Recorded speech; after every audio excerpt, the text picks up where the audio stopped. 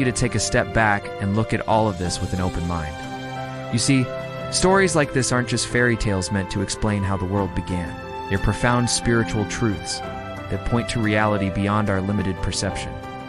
These stories express the idea that we are all connected, that we are all made of the same stuff, and that we all have the potential to return to the source from which we came. But sadly, most people don't realize this. Most people live their lives believing that they are separate from each other and from the natural world. They believe that they are isolated islands of individual consciousness surrounded by an endless ocean of ignorance. They fear death because they think it means the end. They think that if they die, then that will be the end of their story. They think that they will cease to exist. But those who have realized the truth see things very differently. They know that death is not the end, just simply a transition, a movement from one state of being to another. They know that the soul is immortal and that it can never be destroyed. They know that the story of the individual ends when the physical body dies, but the soul continues on its journey.